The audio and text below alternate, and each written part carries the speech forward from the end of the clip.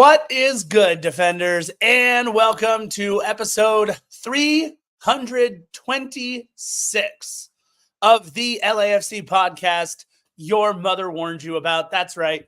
You know my voice. It's the Scarf, J.R. Liebert. And Philly, unfortunately, you and I get to talk a lot about the second half, which we were calling one-way Trafico there in the second half. It's Scarf live from Lawndale, but of course in world-famous Philomonster Studios, clad in, I'll just let him explain to you why, clad in his Hoosiers football, I was going to say kit, but those are jerseys. This is one Christian Philly Philemon. Good evening, defenders. Salute. Uh-oh. Where's this episode going tonight? And thank you for joining us. I hope you all made something positive out of your weekends after last night's epic collapse. The weekend started out right. Heck, I had a good time Saturday afternoon, which is why, yes, I am wearing this red Indiana Hoosiers football jersey. The Hoosiers welcomed the UCLA Bruins into the Big Ten by absolutely destroying them in the Rose Bowl. It was great. It's feeling on top of the world. And then it happened. What is it, you ask? The collapse will be the term that I will forever remember last night's match. I myself am feeling a bit nauseous, partly to do with the fact that I broke my 9-day sobriety streak. Maybe due to the fact that we lost last night. But I'm going to go out on a limb and say probably more so because I broke my sobriety streak. I'm just impressed you counted 9 days. I mean, 9 days is pretty normal, I think, for you and I if there's not a game going on. But yeah, look, if there was ever a reason, Philly, to get back on the wagon, it was the second half of that match. Dare I say, the worst half of football that I have seen LAFC play in our 7-year history. That's right. I'm saying it right now because of what was on the line and because of the way that we came out. I know I talked to several in the stands in Carson, and they said, yeah, you know, in Mexican culture, 2-0 lead it's like the devil. It's the worst lead. And I've always said that's the stupidest thing I've ever heard of. Well, apparently the soccer gods told me where I could put it last night. 2-0 to just the absolute pits of the bottom of the dregs of the Grand Canyon.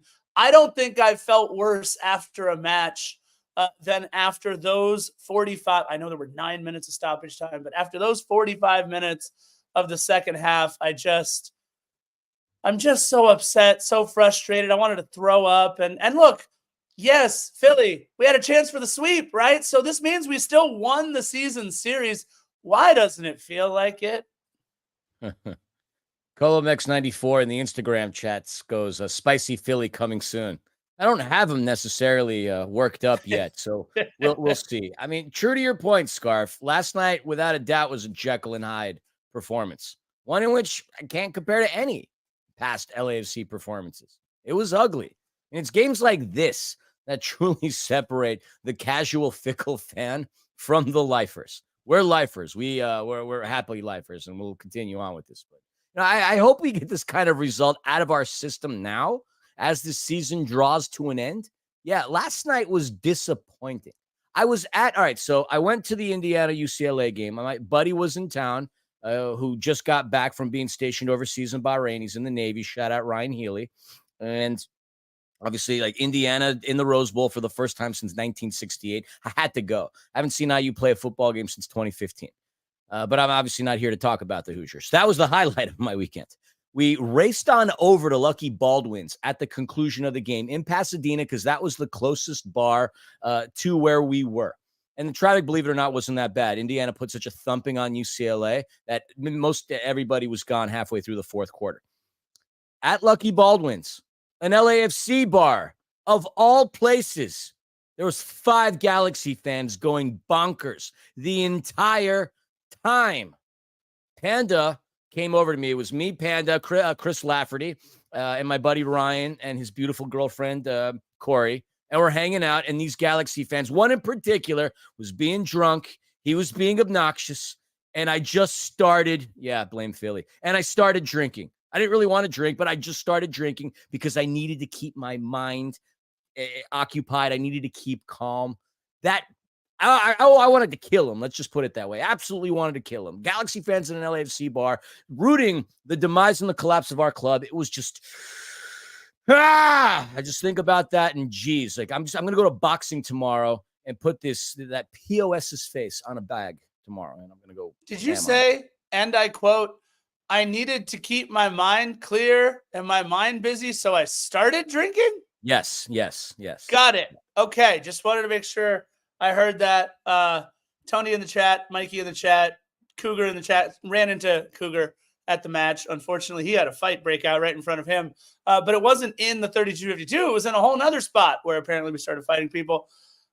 Here's the crazy part, you guys.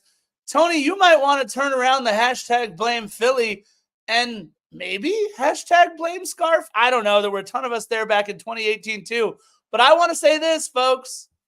I have now seen twice with my own eyes in person LAFC give up not one, not two, not three, but 4 straight goals.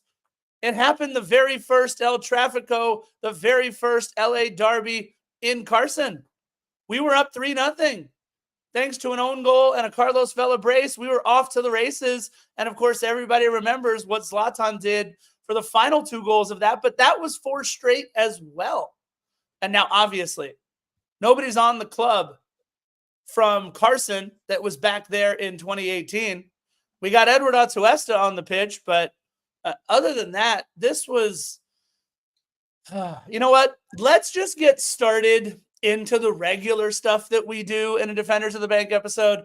And then when we get to the start of the recap, folks, we can commiserate together. This is episode 326. And just in case you're curious about area code 326, it covers much of Southwest Ohio, including Dayton, home of the Flyers, and Springfield, Ohio, where apparently people Philly are eating their cats and their dogs.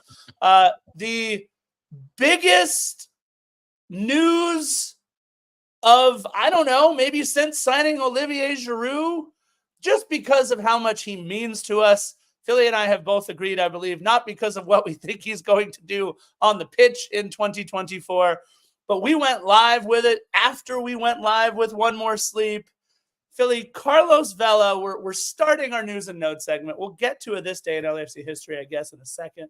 But Philly, no details on the contract yet, though. We've heard it's either a 2024 contract with a club option for 25 or a 2-year contract, 24 and 25. One of those two. Nothing's really out there yet. But Carlos Vela is back in black and gold. Woo! I mean, yeah, that was exciting. We potted twice on Friday. Yeah. It was very exciting. And I think it's still something that this entire supporter base is going to love to see when it becomes official. LAFC just posted on social media a picture of them lighting a candle just a few minutes ago. So, you know, that's obviously good stuff. Yeah, you sure that's not, Philly, you sure that's not a candle in mourning of our effort last night? I mean, look, Tony in the Instagram chat, Tony Boyzell, and forgive me if I'm butchering your last name, mentioned it was I've known Tony. Philly, Tony's known me since I was like 6. Oh, then I gotta get with Tony and find dirt on the scarf for a later pod. But I mean, yeah, it was one bad half. We did win 2 out of 3 in the series. I mean, we had won 6 out of the last 7 up to that point. Wait, hold on, I'm digressing. We're talking about Carlos Vela. Wine. No, but it is exciting. I mean, he obviously brings enthusiasm, a bolt of rejuvenation, energy, positivity, if you will. So it'll be great to have Carlos Vela on the team. And yes, I too am curious as to what the logistics of his contract are. We know it's not going to be a designated player scenario. It's going to be targeted allocation money, if anything, trying to get Carlos as close to or above $1 million as we possibly can. Because yes, he still is worth that from a business perspective and an on-field performance perspective. Hopefully he could get himself up to speed, fit, and ready to go. I'm looking forward to the announcement, but I already feel like it's been done because we were so excited about it 2 days ago. Yeah, what we're all looking forward to, right, is him walking back out onto the pitch at BMO Stadium, right? That's when we all break out our actual Charlie candles, and we all, I mean, just everything that we get to do to celebrate Carlos. let's be real. This might very well, at least for 2024, right, be more ceremonial than anything else. Maybe it's a little bit of dangling that last little carrot if the deal hasn't already been done, though we're kind of hearing it has been, with Antoine Griezmann for next year, right? Griezmann for next year. I don't know. It's Carlos Vela's not going to help with anything that happened last night. At least I don't think so. What he might help with is better service to Olivier Giroud, right? 100%. That's what's lacking. That's totally what's lacking, and it was very obvious.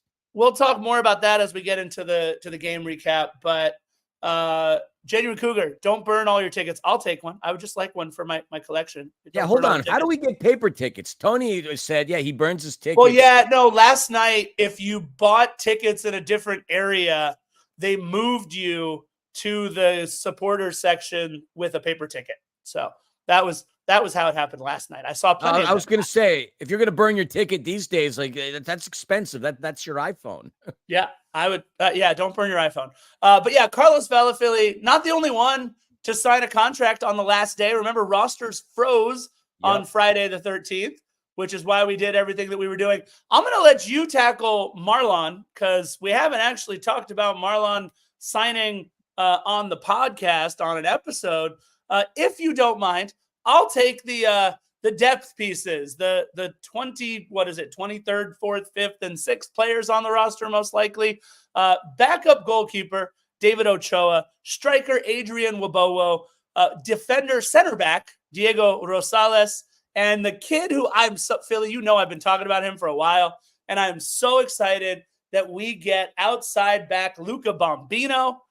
He is also, all four of these players, Philly, signing first-team contracts through the end of the year. A couple of them have options for a little bit longer, a little bit shorter. We're gonna spare you all the details on that. Obviously, David Ochoa, the best-known name of the bunch, who started with Real Salt Lake as a teenager, and then kind of some odd happenings, and his career kind of fell on hard times. He's a really good player, but as Philly likes to say, those 12 inches between here and here can be a little difficult from time to time, but we're hoping that David Ochoa is a backup depth piece that we won't need with Hugo Lloris between the pipes and obviously Thomas Asal on the roster.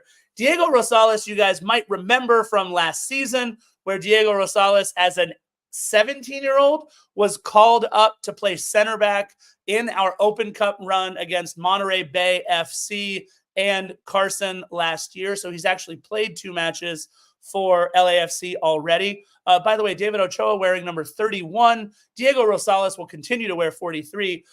Adrian Wabowo, a Los Angeles native, has been with the academy since his U13 days, and he leads LAFC 2 this season with 9 goals and 6 assists. And actually, Philly, this is kind of exciting. In just 31 matches with LAFC 2, he has 20 goal contributions. He will wear number 77. And then my boy Luca Bombino, who I have been just stoked to try to get him onto LAFC. He is there. The kid from Saugus joined the academy as a U12er, and he's played in 32 matches over 2 seasons for LAFC 2, registering 4 assists from that outside back position, which we know John Thorrington likes to push his outside backs up. He's also represented the youth national team at the U17s, 19s, and 20 levels, playing in the CONCACAF final this summer with the U20s. He will wear Jackie Robinson's 42, which is pretty flippin' cool. But Philly, if we see Bombino, Wabowo, Rosales, or Ochoa at any point on the pitch this season, we have either completely clinched everything we need, or it's a 7-0 blowout at some point. The player who I think you and I are most excited for is the guy who likely is going to see some time on the pitch as soon as his visa clears. Absolutely. As Scarf alluded to, we have a new 29-year-old Brazilian center back. And this, I don't know if this was something that LAFC had scouted prior to Jesus David Murillo going down, but obviously the impetus was to bring somebody in because losing Muri, big problem for us, especially in that center back position. What we do have now is, again, a 29-year-old signed through 2024 with a club option for 25. Marlon was a free agent, and he's played for, some of the biggest clubs on some of the world's biggest stages. Copa Libertadores with Fluminense, Shakhtar Donetsk, obviously in the Ukrainian Super League. He played in Champions League with Shakhtar, a cup of coffee at Barca. Yeah, Barca. And Barcelona B for that matter. So, we can't forget that. Europa League, he had time in with playing with Nice, Club World Cup. I mean, competing in La Liga, Serie A, Liga 1, and having been able to represent Brazil on the U20 and the U23 side, in addition to playing in the FIFA U20 World Cup. I mean, this kid's been around. He adds a great deal of experience to our team. He's young. He's hungry. I've seen his highlights. He looks like he could be pretty solid. The question is, how is he going to fit with the rest of our side? And obviously time will tell. He's going to get in. His P1 visa is going to clear. That's not going to be an issue. He's going to hit the pitch, hit the training ground, and hopefully he is that piece that we need while Murillo gets himself up and running. And if this kid's as good as he is, and Murillo gets up and running as quickly as he can, now we have even more depth in that center back position, which is something I would say we need. I've said this up until the other day. I think we have one of the best back lines that we've had in a long time. But obviously, there were some problems yesterday, in particular in that second half. And bringing somebody like Moody back, we need. But obviously, this kid, we should be looking forward to seeing this young man and his performance. Yeah, I hate to say this out loud and for it to be out there for everybody, but based on Eddie Segura's performance in the second half last night, I would like to see Marlon sooner rather than later, but we'll see. Not sure when we'll see him. He's got some, as you know, as Philly already alluded to, he's got some visa issues he's got to work out, but definitely a good depth piece. Let me sneak into this day in LAFC history because Philly likes this one, and so do I.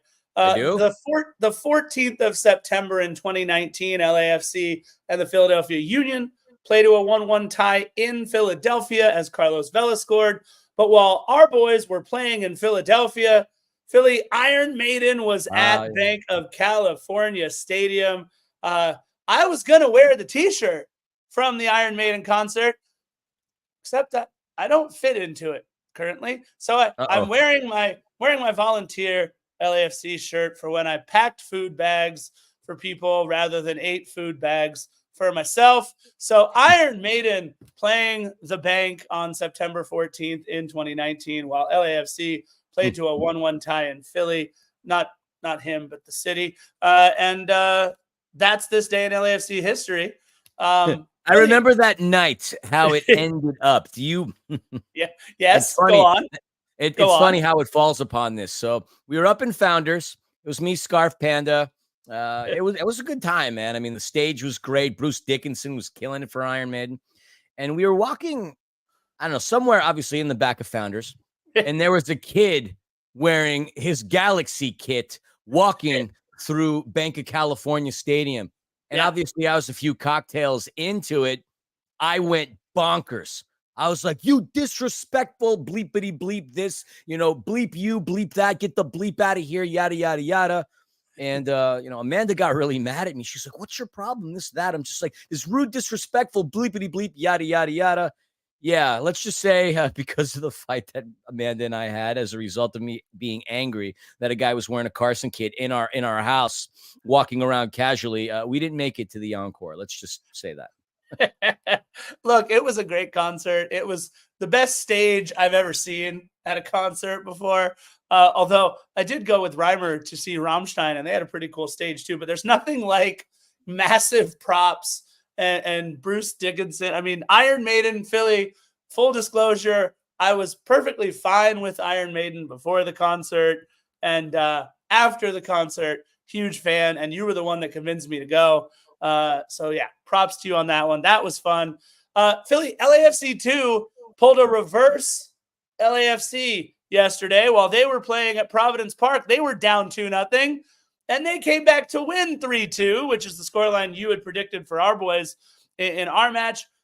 Kudos to Adrian Wabowo, who we just talked about, and Luis Muller for scoring the first two for LAFC. And this will never not be weird. I'm sure he's a great kid and obviously a very good soccer player. But scoring the game-winning goal for LAFC 2 was Javier Hernandez. Not that Javier Hernandez. No, that will never not be weird. He hasn't fallen upon MLS Next Pro times. I mean, he's probably just that skilled now, but it will never not be weird seeing Javier Hernandez score a goal for LAFC 2. Kick a Ball Pod, who is a regular with us, and we absolutely appreciate all the insight on some of the lower levels of American soccer. Kick a Ball Pod, you're going to have to DM us and educate us on who this Javier Hernandez is. Or, by the way, we know Mr. and Mrs. Hernandez, you listen to our pod. Please DM us, give us all the details about Javier. Thank you for listening. We appreciate it. Their next match is at Titan Stadium on Monday, the 23rd, against Real Monarchs. So make sure that you guys head on over to Titan Stadium next Monday, the 23rd. And of course, as a reminder, for all your Angel City FC needs, please be sure to listen to the Angel City Chicks and to follow at Angel City Chicks on all your social media platforms. But Philly, you had a big one this weekend, man. You had a big one. Eric Duenas, tell us all about Soccer in 60. Yeah, there we go. Let's not forget to plug Soccer in 60. I got you. I appreciate it. I think Soccer in 60 actually joined the chat in Instagram. So this is a show that we do on an ABC radio affiliate out in the IE. KMET. I know it's on AM and FM, but if you want to watch it, it's on the Empire Strikers YouTube page. And if you want to listen to it, Soccer in 60 is on all your typical platforms. It's me and my buddy Tim Kolotz hosting the show. Panda pops in on that show just like she's popping in for this one, handing me a beautiful red blend. Thank you, Panda. Okay, so much for getting a kid. You wise ass. Hi, Panda. Hi. How's the commiserating going? Terrible. Good. All right. Have fun. Yeah. Thanks for the wine. And so anyway, we get opportunities to speak to a lot of like awesome people, coaches, players, and personnel from all the teams we cover. Obviously, LAFC being one, the team down the 110 being the other, Orange County, Angel City, Empire Strikers. But we had Eric Duenas on this time around, and we talk obviously about the rivalry, the El Trafico rivalry, and him coming up within LAFC's family life, how he bleeds black and gold. So it's a really cool interview. If you only want to listen to that, it comes around right around the 3-minute mark, 3:58, right around there. But yeah, we spent a good 12 minutes with Eric Duenas, and yeah, he's well-spoken young man, hardworking, absolutely loves LAFC. Is OG as it comes. Haven't been with the academy since, he was knee-high to a grasshopper. But it was great. So once again, to plug that show, every Thursday at 4 p.m. we go live. So we hope to see you on the next show, and can't wait to see who the next guest is going to be. Yeah, and you have had several LAFC players and personnel. John McCarthy. We did have Abraham Romero. We've had Angel City players. We had John McCarthy representing the Galaxy, which actually made it a lot easier because, well, we know John. We've chatted with John. So it was never like he left at that point until it really felt like, he left. Yeah, and you know what? John didn't really do anything to hurt us last night. That's for sure. We didn't make John do anything at all, really, in the second half. In fact, Philly, shall we? Yeah, I guess. All right. So here's the deal. We had won, 5 out of 6, 6 out of 7? 6 out of 7. Yeah, going into the 24th edition. Last 2 times this season, 2-1, April 6th, a Denny Bwanga PK, helping us to get to 2. July 4th, 2-1 at the Rose Bowl, a Denny Bwanga PK, helping us get to 2. I thought for sure, Philly, we would see third time's a charm, 2-1 LAFC. He even tried to pick up a PK by diving for us. That was a pretty clear dive, by the way, on that one. But Philly, this is a very different ball club with Marco Reus in the midfield. They already had a solid midfield to begin with. And this was even with the omission of Joseph Paintsill, whose yellow card accumulation. Marco Reus is a phenomenal player, a wonderful player who just had a lot of the injury bugs several years ago as a member of Dortmund. Anytime I think of Reus, actually my heart kind of breaks for him because he sustained a really bad injury that kept him out of the World Cup in 2014 when Germany beat Argentina. He should have been on that team. And as a German, you love Marco Reus until, of course, he comes to the club you despise more than anything else. He's a baller. He can play. He's been at the highest level, life longer at Dortmund. And if anything, it was cool to see him play, just not cool to see him like execute against us. Yeah, Philly, I sat right next to Michael and his girlfriend in the 3252. You guys all know Michael because he's the one with the German flag every single Yeah. match. And sat right next to Michael. We had a great chat. Also sat next to the Expos. We love our friends over at the Expos. But Michael and I were talking, and look, I totally get it, right? Anybody who wants to come see Marco Reus play, unfortunately, you have to go down to Carson to do it much of the time, but he's a butts in seats kind of guy. I talk about that all the time with Major League Soccer. You either have to be really, really good or you have to have players who help put butts in seats or both. And this year, Carson has both. I think more than any other, though, Marco Reus is the name on the side of the marquee now for Carson. All due respect to Ricky Puig. And Ricky Puig, again, we made him look very pedestrian over the last 3 matches that he played against us, but he came to play. He definitely came to play in this one. And now that he has, it's weird to say this about Marco Reus, but I mean it with all due respect. Now that he has a Scottie Pippen and Marco Reus to play alongside him off the ball, those two, with the addition of Gabriel Peck on the wing and Joveljic, who knows how to find space, it was almost 4 or 5 on 11 with Mickey Yamane down that side as well. We'll talk an awful lot about that over the course of the match. And I do want to make one quick observation about the first half. Without Denis Bouanga and 2 incredible runs down the left side, we would have been scoreless and the best chances would have gone to Carson.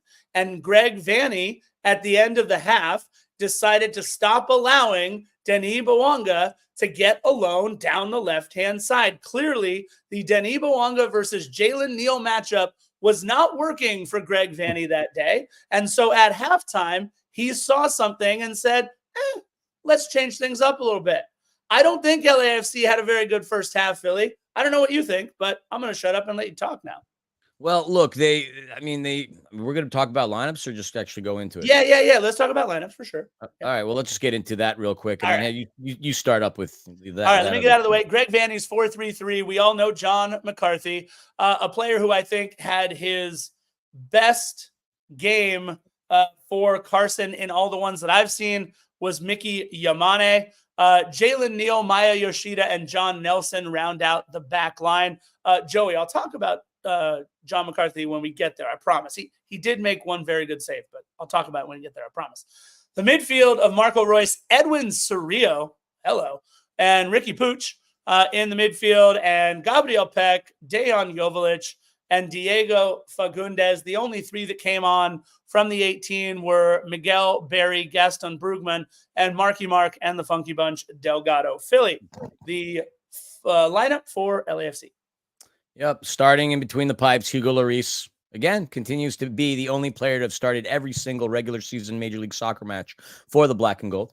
We're going to have Omar Campos. We'll go 4-3-3 as per what Major League Soccer's report indicated. Omar Campos, Aaron Long, Eddie Segura, Ryan Hollingshead.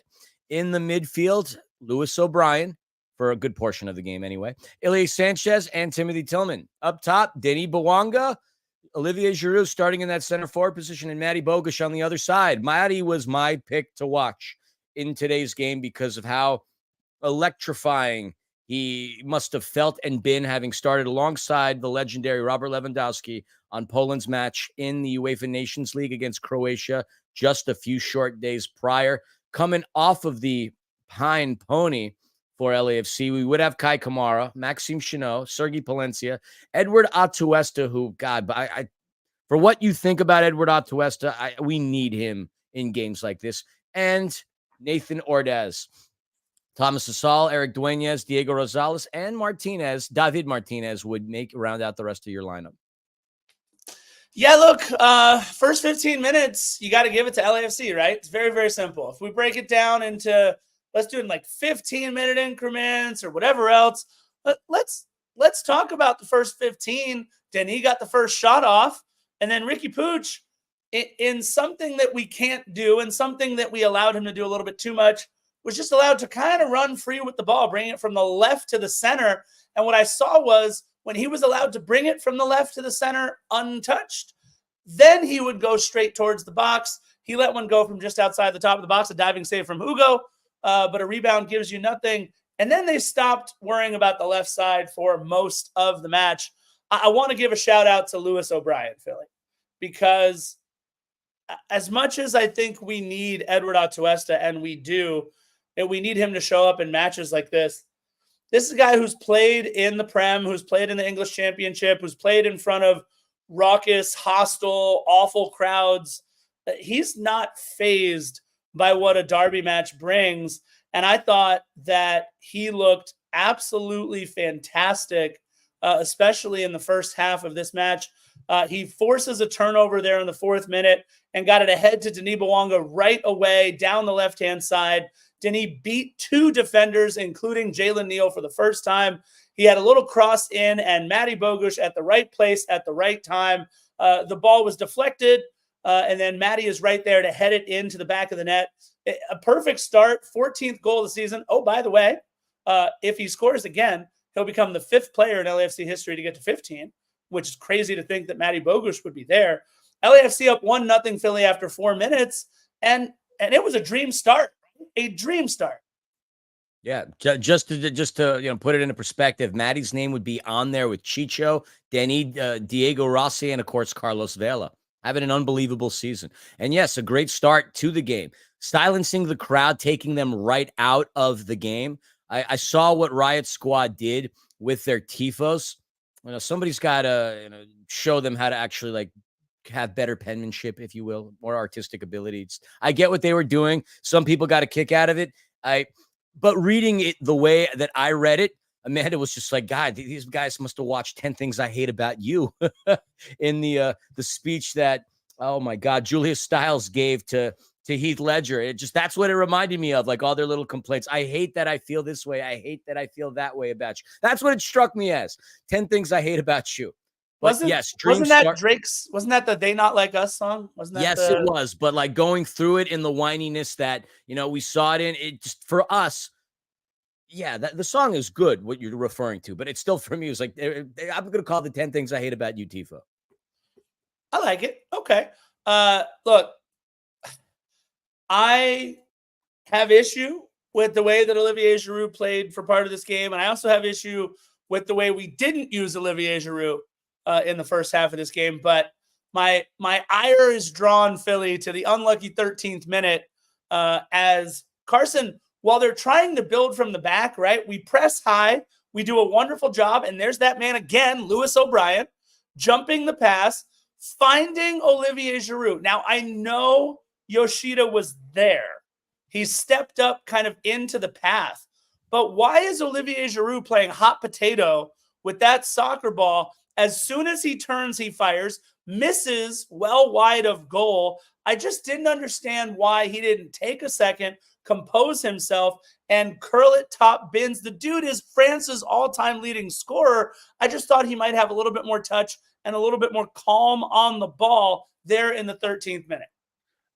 I just think he wants to just make an impact just as quickly as he can. He knows what he's been brought in to do. He knows his assignment. No one's going to tell Olivier how to do his job. But I just think, like you said, just that single moment to keep yourself calm and composed and then fire away is what we haven't really seen of him, because he's been very trigger happy in the opportunities and attempts that he's had. I mean, the only goal that he scored, it was a weird off-balance header off of a set piece. But yes, he hasn't been the player that we were waiting on. But at the same time, we have to get better distribution to him. And I think that will happen with Carlos Vela coming into the lineup. But his job is not necessarily to create something out of nothing. It is there to be a killer, a stone cold killer, and that's to smash the stitches right out of the ball and thread through the netting. That's his job. We haven't done all right, look, he hasn't done the greatest, but we also haven't done the greatest job getting him an effective opportunity to do things. I mean, it's two sides to the story with what he's I don't disagree, but in that moment, for sure, we needed a little bit more from Olivier. Philly, what we didn't need more of, because we got just enough of it in the 15th minute, was from Denis Bouanga. Kid's got game. And how people just say, oh, all he can do is score off of penalty kicks. It's the dumbest thing I've ever heard. I mean, it really is. Like, what that guy can do is just is just unbelievable. And like you were talking about how Jalen Neal was had the tough task of trying to mark him. Jalen Neal did not do a good job in Pasadena. Did he really? I guess as a competitor, he would have asked for the opportunity to cover Denny Bwanga once again because, you know, a competitor will do that. And I respect that. But Denny absolutely cooks it. And like, you know, true to your notes, I mean, he baked Jalen Neal 420 style. It was great. A possible angle, puts it past McCarthy. Second goal of the game, 15 minutes in to silence Dignity Health Sports Park in Park. Geez, what I go Boston all of a sudden? Park for his 17th goal of the season. I mean, amazing. 2 goals now behind Christian Benteke. His 4th straight derby match that he scored in, his 7th goal in the history of this rivalry, which is solid. 2-0. We couldn't have been happier seeing this. The place went nuts, and you're absolutely right. I mean, I was sitting there. Carson was stunned. Dignity Health Sports Park, with the exception of the 3252, was so quiet. I mean, so quiet. They did not know what to expect. They did not expect to be down 2-0 after 15.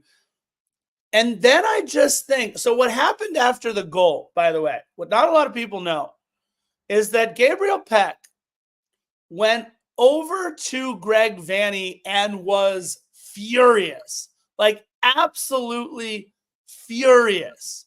And whatever happened in that exchange between Greg Vanney and Gabriel Peck completely changed the direction and complexion of Galaxy's attack. Because Philly, what we saw was in the 17th minute. That was the first time the Galaxy started to attack from the right with Yamane and Peck overlapping. I mean, they pushed Mickey Yamane up so high. And he and Joveljic, Peck and Joveljic, had a little 1-2 that barely missed Peck. 2 minutes later, Peck is 1v1 from the right side. I thought Omar Campos did a wonderful job there. Couple minutes later, it's Peck and Royce linking up from the right side. Way too much space to earn a corner. And off the short corner, it was Ricky Pooch to Royce on that right side. But the cross was deflected out. And what you saw, Philly, was a very quick, very intensive attack down that right-hand side. And I got to be honest, it didn't change for the next, 80 minutes, 70 minutes. They kept attacking down that same side. Yep. I mean, it was how it's one thing to maintain possession, but it's one thing to just be that clinical about it. I mean, their passing efficiency is so good. And we see it time and time again. The stats that Ricky Pooch puts up with the amount of touches he gets in a game. I mean, he's net superior to anybody else in this league. They continue to attack the right side because obviously they could. They were relentless, but we still managed to at least get ourselves out of the half. What could have been the worst thing possible for us is to have allowed them to score later on in the first half to change the momentum. But the momentum clearly changed shortly after we scored that second goal. As things started moving forward, I think one of the big things, and I think I saw Genuine Cougar talk about this in the chat. I think like after like Ilya Sanchez got the yellow card, one can argue the game kind of changed. He couldn't be as aggressive as he once did. But look, I mean, we also had a scenario where Timothy Tillman went out for a little while. Yeah, look, it was huge because Timothy Tillman goes down after that goal, has to stay off the pitch for 2 minutes. And you saw, rightfully so, Ricky Pooch attacking right where Timothy Tillman would have been. They were 11 on 10. And Pooch found Fagundes. And we got lucky, Philly. We got lucky. He put it right at Ugo instead of putting it literally anywhere else. Should have been 2-1. And then you have Peck from the right side again in the 26th minute. Look, I appreciate that we're trying to close down on Gabriel Peck, but he got through a couple defenders. And right before Diego Fagundes gets to that ball, Ryan Hollingshead is there. Ugo was fouled, so we got the ball back. And then, Philly, this is where your point kind of comes to fruition a little bit more here. 28th minute, where we can't get Olivier Giroud service. Not that we can't, where we didn't get Olivier Giroud service. I think it was Omar Campos once. It may have been Denis Bwanga once and Matty Bogey once.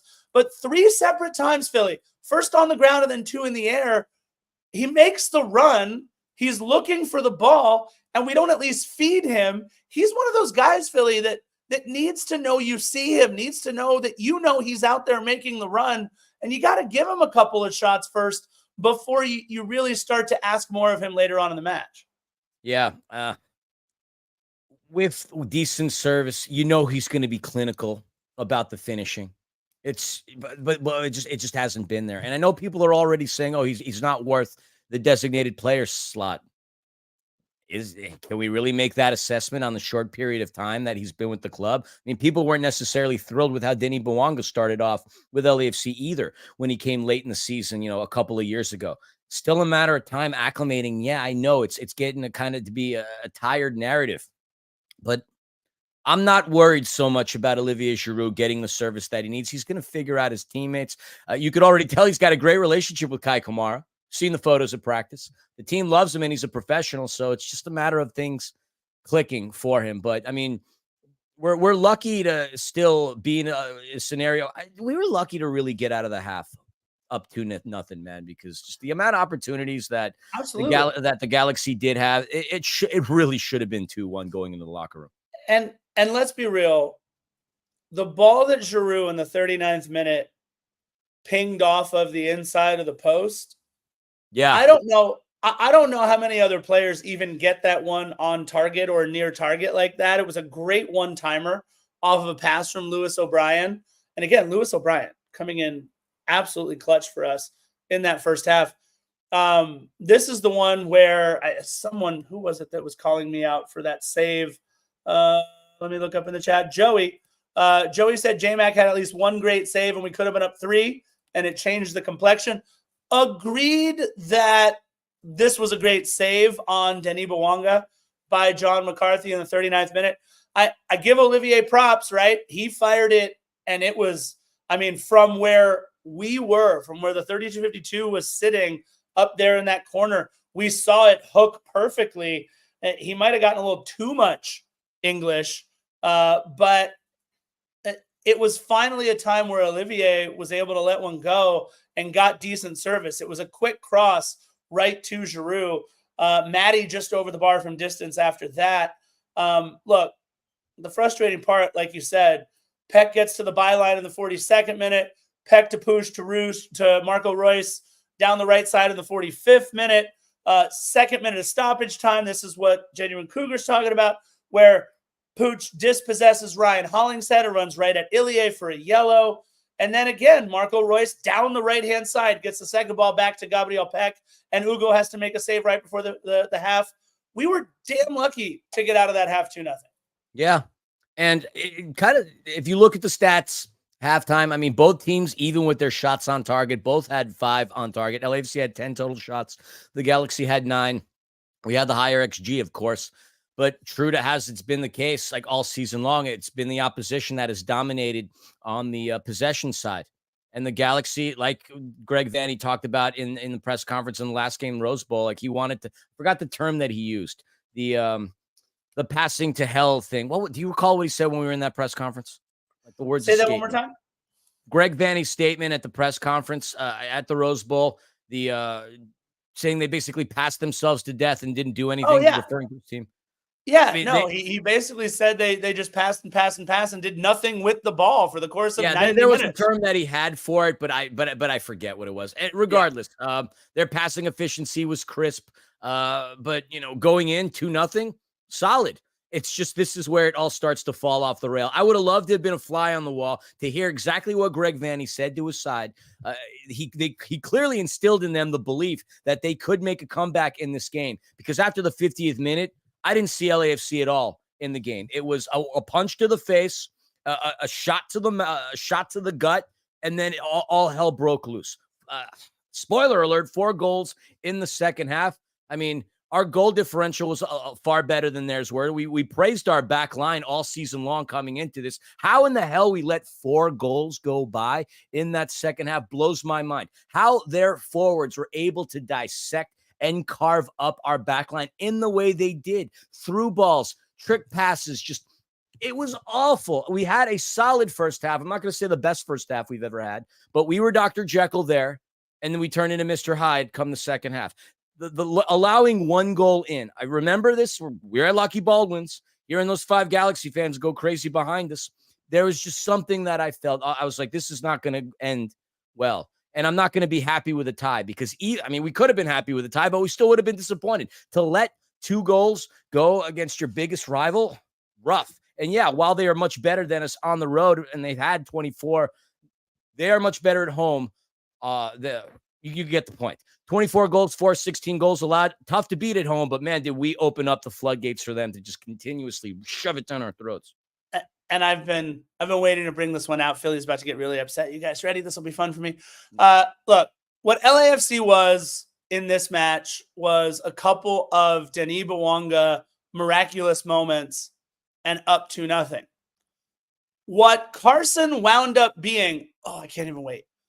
If you look at how Tom Brady used to play, see what Tom Brady used to do is he used to dink and dunk and dink and dunk and dink and dunk. And then all of a sudden, when you're not looking, he'd hit you with one of those slants that either Gronk or Edelman or any of those guys take to the house.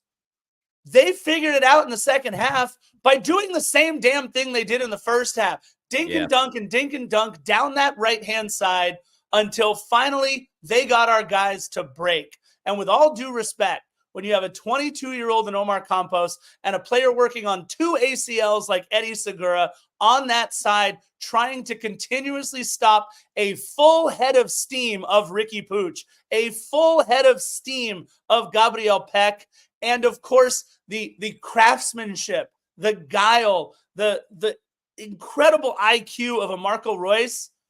That was Tom Brady-esque, dinking and dunking it down the field in the Super Bowl against the Falcons to eventually come out on top, pull out a big win. Did you pull out the Tom Brady thing just to antagonize me? Did you want to get me riled up? Do you want to see spicy Philly? Defenders, does anybody want to see spicy Philly?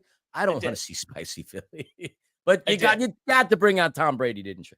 Yeah. Somewhere along the lines, LAFC Punk is also having a fit. Yes. Shout out to Jason, by the way. Yes. That was for you. But yes, Philly, when we started the second half, by the way, we forgot to tell people the LAFC portion of our podcast was done.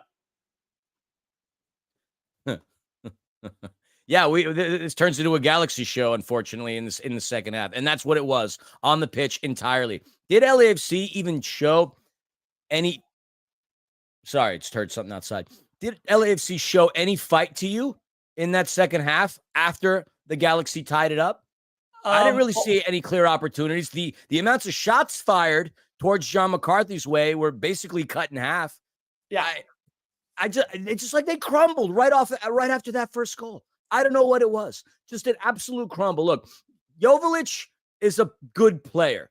He's their leading scorer. I think when he slotted that one, that was his 13th of the season. And then a couple of minutes later, for it to happen again, what can you tell your team at that point? Do you argue that obviously tactics should have been changed because they continue to go down the right side, obviously, as you say things. I am not an X's and O's kind of guy. I just see what I see. Why? In big situations like this, does the team crumble? And this isn't the only example this season where that's been the case. No, you're absolutely I'd love to know what it was about this particular set of minutes in the 50s. What happened? But here's what I'm thinking, at least up until the hour mark, right? What we did do in the first half is allow no goals, right? The bend but don't break and rely on Ugo, that worked. It worked in the first half. Bend but don't break and rely on Ugo. It worked. And so you're thinking, all right, for 45 minutes, it worked. And they were successful at how they were attacking. So if they could get into the 18 and still not be able to do anything, maybe we turned them into a box-to-box team like I was hoping we would do in one more sleep. But what I'm saying is after the hour mark, and by the way, I don't fault many, if anybody, on the Edwin Cerrillo goal because that was a beautiful if you just got burnt 2 minutes ago with Peck to Joveljic and Joveljic chopping Eddie Segura, that was rough. So you got burnt, and like you and I have talked about, all they did was attack down that right side. So what we got burnt by was maybe adjusting our positioning a little bit more to the right. It was a beautiful cross by Marco Royce, right? Or I think it was Royce, who crosses it to Edwin Cerrillo. And Cerrillo, dude hit a banger. Dude hit an absolute banger. Top bins, full extension from Ugo. But you stack Ugo and Maxime Crepeau and John McCarthy on top of each other. Those three guys aren't saving that ball. Props to Cerrillo.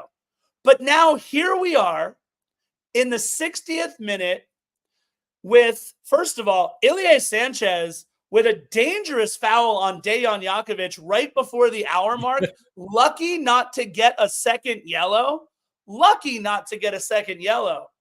And all I'm saying is after you see that, you got to get Ilie out of there for Edward Atuesta. And the way that he got chopped, you have to get Eddie Segura out of there for Maxime Chanot. I'm sorry, but that has to happen at the hour mark based on what you see. You can't wait for the third one. You just can't.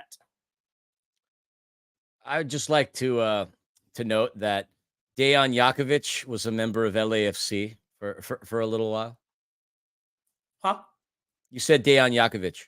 Oh, damn it. Dejan Jovic. No, it's fun because obviously, now I get it. Carlos Vela signed. You're thinking about the team from back in the day. It was just fun. That's why I smiled. That's the only reason why I smiled. I mean, Dejan Jakovic is now playing with the Serbian White Eagles. I can't say I'm familiar with the Serbian White Eagles. He's still playing? Yes, Canadian semi-professional in a non-FIFA sanctioned league, by the way. So I thought his back was shot, but okay. Yeah. Anyway, that's the story. All right. That's all I wanted to say. I'm really just avoiding wanting to relive this. Honestly, I appreciate that because I didn't know Dejan Jakovic was still. He had a back issue, like that was it. But I look semi-pro Scarf, semi-pro. Keep that in mind. Listen, aren't we all? In the 60th, there we go. In the 60th minute, that's when the subs need to come on. Mm-hmm. Right there. You need to stop the momentum. You need to stem the tide. You need on the road. You were up 2-0. Now it's 2-2. At least preserve the damn point, right? And look, all it takes is one moment of brilliance. We had two of them from Denis Bouanga. And Marco Reus, I think he saw Lewis O'Brien coming and makes that little touch a beautiful play. I mean, I give props to Marco Reus to start this goal in the 67th minute. Lewis O'Brien jumped the pass like he did two other times in the first half. And Chris Lafferty, by the way, is driving the Chanot choo-choo for sure right now. But 67th minute, that little touch that Marco Reus does to get the ball away from Lewis O'Brien, who thought, hey, this is my third one. I'm about to jump. Got a sweet turnover. Here we go. And all of a sudden, just Pooch and Peck and Reus are sprinting forward. It's Reus to Peck, back to Reus, his pass across goal for a centrally overlapping Ricky Pooch. I mean, Ricky Pooch now knows he has help, so he goes wide to the center, which is not something that Ricky Pooch does. His shot gets redirected by the poacher, Dejan Jovic, but that's what they needed for them to score. Not Dejan Jakovic, but Dejan Jovic. And the frustrating part for me was that Eddie Segura got caught chasing the damn ball and then puts his arm up to say, hey, that goal should be offside, when you were the one, Eddie, keeping everybody onside because you were so far back. Just frustrating that we didn't stay in our lines. We didn't stay in our channels. We started watching the ball. We started chasing the ball with other players, and we just left so much space back in the middle. And the frustrating part, Philly, is that it was the same four guys over and over and over again down the same damn side. Yeah, I think in this case, we missed the opportunity to switch personnel up when we needed to, because it took the Galaxy scoring 3 goals before any subs came in. I mean, our first set of subs came in the 72nd minute. At that point, we've already given up 3. The game was done at that point. We could argue that we lost it right there.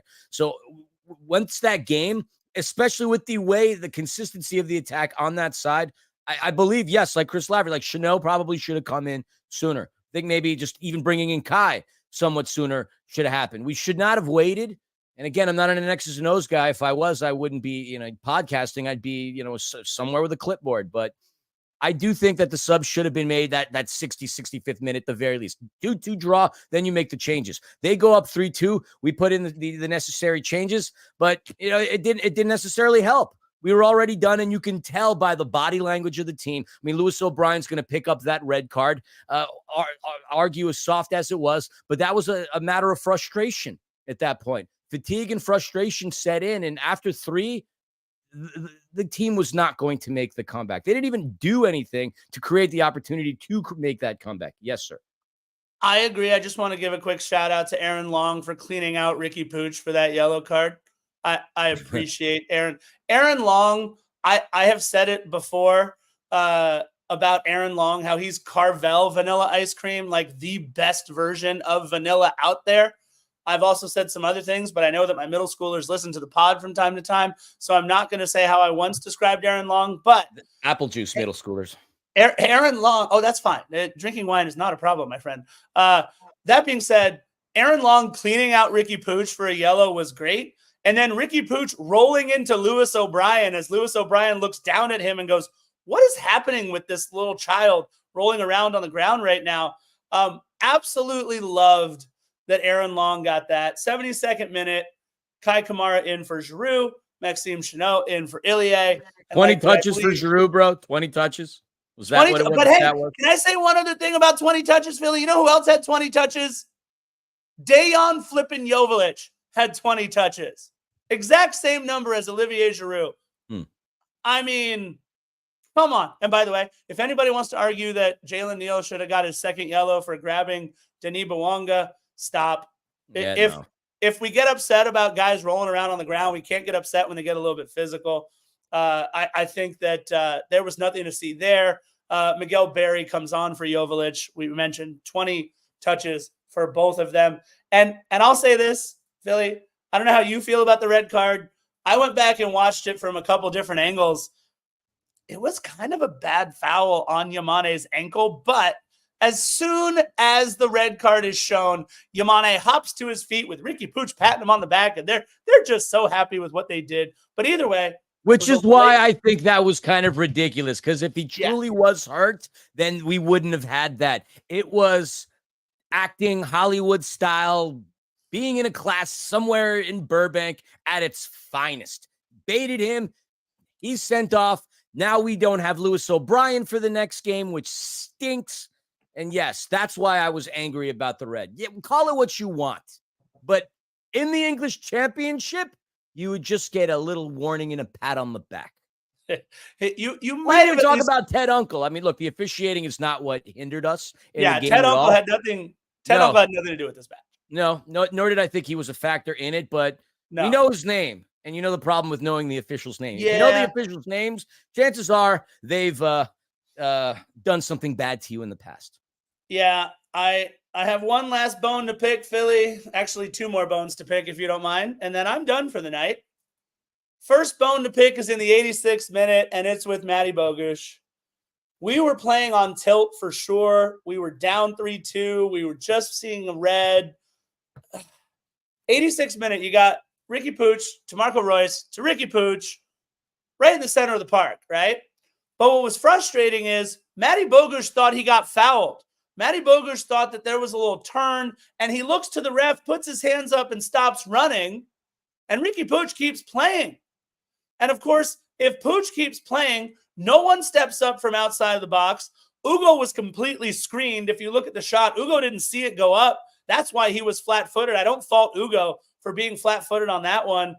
Pooch earns a yellow for removing his jersey and doing a little cute sachet celebration with it. But Matty Bogey, you've been somebody we lean on in tough times. You can't just stop playing. You play to the whistle. If anything, foul Pooch from behind then. Get upset. But don't let him just run wild in the center of the park. Yeah. Look, I don't have stoppage in 9 minutes. At that point, it just felt like an eternity. I lost hope, I would say. I actually still had it up until about maybe the 90th plus 4. I was envisioning, Manchester United versus Bayern Munich scenarios where they come from behind at the death. would have been the most miraculous scenario anyway. And then we would have just talked about how like LAFC just needs to do a better job holding on to their opponent. I really did think we had an opportunity to come back. But after the fourth minute of stoppage time, at that point, it was clear that the game was over. And it was just awful hearing these Galaxy fans behind us. One guy in particular, guy who probably has not seen his feet since, I don't know, 1983, was just hobnob yabbing. Lafferty was there. The guy actually left. We heard this from like somebody else who was there. When the Galaxy were down 2-0, this fake fan left.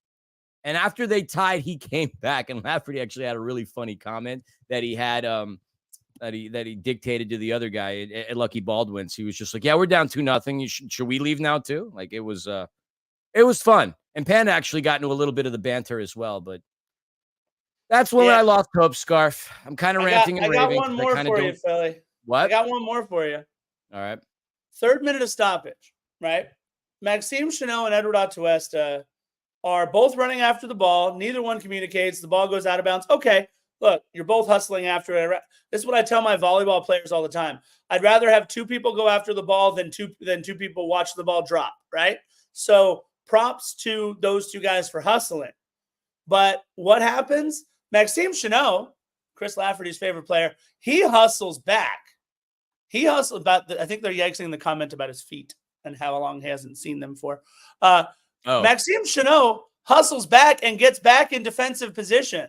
But Edward Atuesta puts his head down, gets frustrated, and walks back while Ricky Pooch runs to receive the throw. And Pooch to Peck could create another chance off of our lack of energy. I just don't like the way we saw the match out. I get it. We just gave up 4 straight. But Edward Atuesta cannot do those types of things. Matty Bogey cannot do those types of things. It's a bad look that late in the match. We have to see out the 90th minute. That's why I got to give props, Philly. I know they just came in and they were very fresh, but the way that Kai Kamara and the way that Nathan Ordaz finished the match, I was really proud of the way those guys were playing.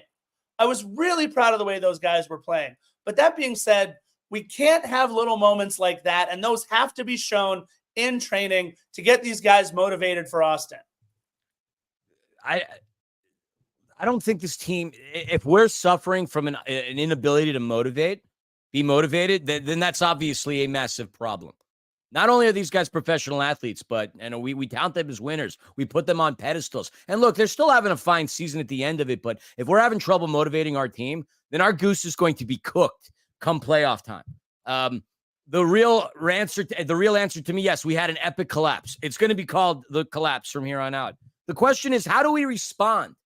We have 3 more home games at BMO, which are all Wednesdays, by the way, which kind of stinks. And then finally, one last Saturday game. 3 Wednesdays and a Saturday game. Oh, boy, these are going to be some long weeks.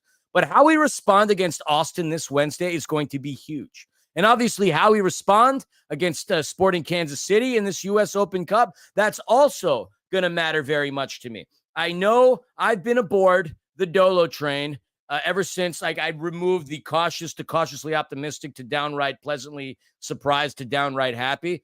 But if the team cannot rebound against Austin and they lose another cup final and continue to descent down the Western Conference rankings, we do have to have a serious question, or at least a serious thought. Not to say that anything's going to happen to Steve. I don't want anything to happen to Steve, but obviously to lose to your rivals is rough. To lose another cup final would be even more rough. The question is, again, how does the team respond? And I think we'll really see what they're made out of in a few days. If they could go out there and put the same kind of beat down on Austin as the Galaxy put down on us in the second half of last night's game, then I'll feel a little bit better about things. But if we get our asses handed to us at home after this, I'm really going to start scratching my head and going, is this the team that we thought it was? Well, and Philly, I know we haven't started talking about Austin yet, but they had 4 players on yellow card watch in Austin's last match. Who did they play? They played Toronto. Yeah, they had 4 players on yellow card watch, including Sebastian Driussi. And 3 of those 4 players, Philly, 3 of them picked up yellow cards. Driussi is out. Johan Valencia is out. and Brennan Hines-Ike is out, I think it is huge, absolutely huge, that LAFC, no more damn excuses. We're out Lewis O'Brien, sure, but the only player coming in on yellow card watch, I think, was Sergi Palencia. Yeah, on just that. Palencia, correct. And Beto, according to Keith Costigan before the match, and this is the only way I know this because I didn't see the broadcast until I rewatched the match twice today. Twice. I watched it twice. According to Keith Costigan, sucker for punishment, man. You should have watched the Jets game. I really am. According to Keith Costigan, Kike Oliveira picked up a knock in training this week. That's what Keith Costigan said. Now, I'll bring in another wrinkle to the Kike Oliveira situation. The Kike Oliveira situation might have to do with the fact that he was getting like death threats on Twitter because of how poorly he played against Venezuela for Uruguay. I mean, there are some videos out there making fun of Kike Oliveira, and he was just getting roasted. Now, a lot of people did come and have his back also on Twitter about that it wasn't his fault, that it was all the coaching and this and that. But if you go look at Twitter and the response that Kike got for his like 90 minutes or so against Venezuela, it was pretty bad. So I don't know if that has anything to do with it because he's starting to get regular minutes with Uruguay for the first time. I don't know if he picked up a knock in training, according to Keith Costigan. I don't know if he's still in Uruguay or chose to maybe stick around a little bit. I don't know. Philly? Well, Mikey said this. Oliveira's wife posted today. I didn't know that. I didn't even know he was married, and I see that guy all the time. That he was still in Uruguay. Steve did say at the press conference that one player did not make the trip back. We were supposed to have everybody back, I believe, on the 10th.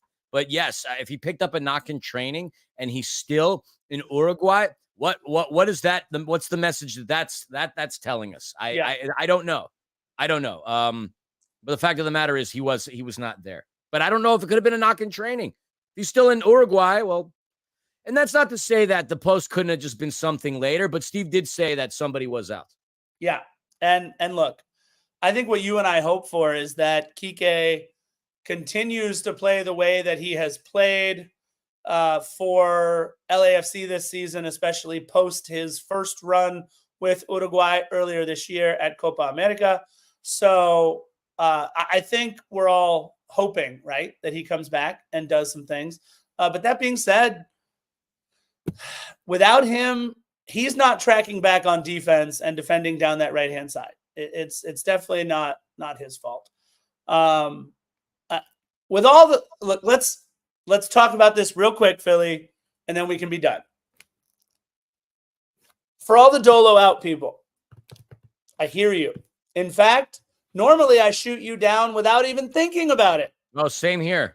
Because I think it's ridiculous. And I don't think Dolo should be out. No. Okay.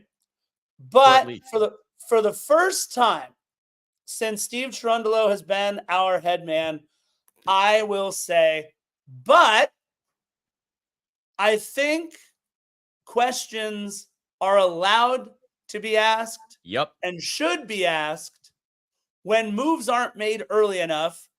And everybody in the stands can see that the same thing is going on. The same form of attack is going on. Now, would I sit down with Steve Cherundolo and try to tell him what tactics I think he did poorly? I would not. I have questioned Cherundolo's tactics once or twice in a press conference before and was sternly admonished, yet I keep doing it. But that being said, the Dolo out people, the issue comes, Philly, if we go the entire 2024 season and do not bring back the silverware that matters. I'm not talking about a Western Conference championship. I do not care if we win the West, go to MLS Cup final, and lose again like we did last year. There is no feather in our cap for, hey, we've made 3 in a row. With the ambitions that this club has at the beginning of every single season, we should be in MLS Cup final year after year after year. With the talent we have on LAFC, we should be knocking on the door. But with all the finals that we failed to get ourselves over the hump for, when we finally won MLS Cup, everybody said, well, that's because Steve Cherundolo is the guy that get us over the Bob Bradley hump. Well, can we now make the argument after this season? Look, if we take home Open Cup and then MLS Cup, Philly, this is all out the window, right? Dolo's the guy. But can we start asking the questions? At the end of the season, we got to look back and go, do we have Marv Levy at the helm, or do we have somebody who can actually get us trophy after trophy when we put ourselves in position?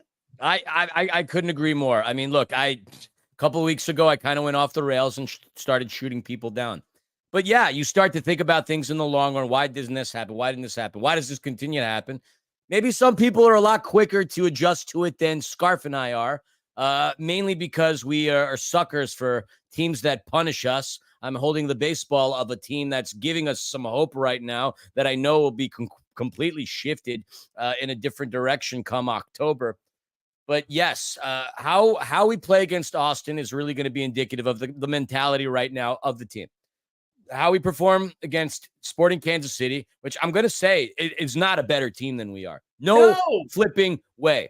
If we lose at home to Sporting Kansas City in a cup final, that's when I'll start asking a lot of questions too. And then if we do have an early exit within the postseason, somebody said that within the chat. I don't have the chat up in front of me right now. But yeah, then at that point, like I'm going to be open-minded about personnel changes as well. Because, yeah, the consistency of things. I want to keep being in finals. I want to compete for them. I don't want to get knocked out in the first round. But we do have to have something to show for the kind of season that we have. And we have a perfectly good opportunity in a week and a half with this U.S. Open Cup. I would love to have the U.S. Open Cup. And then people are going to say, but it's a U.S. Open Cup. Who cares? I care. I want a flipping trophy out of this season. And after that, I think it changes the whole mentality of the squad too. We win Open Cup. That's going to set the mood for positivity. Success breeds upon success. We've worn this narrative out. Then we can win the West because we're still very much in contention to do so. Play 2 less games than Carson.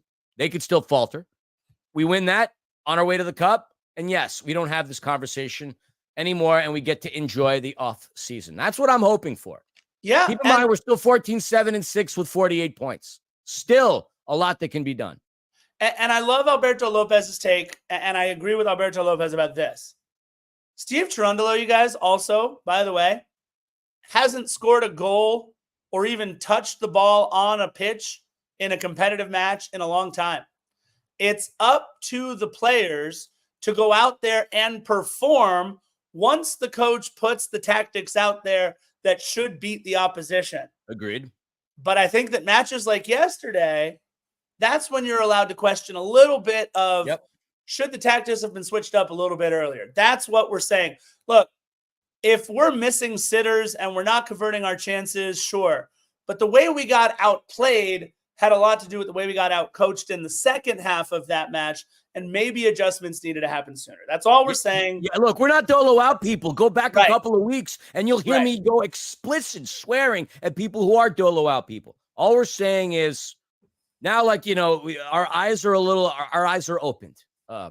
Real quick, I don't want to end things on a sour note. I do want to give a couple of shout outs to a couple of the players on our squad. Ryan Hollingshead made his 280th appearance in Major League Soccer last night. Timothy Tillman played in his 50th regular season game for LAFC, so his numbers are going up there. Matty Bogey, like you said, his 14th goal of the season.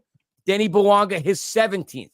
Tied for second place. 2 goals behind Christian Benteke. So we do have players out there performing time in, time again.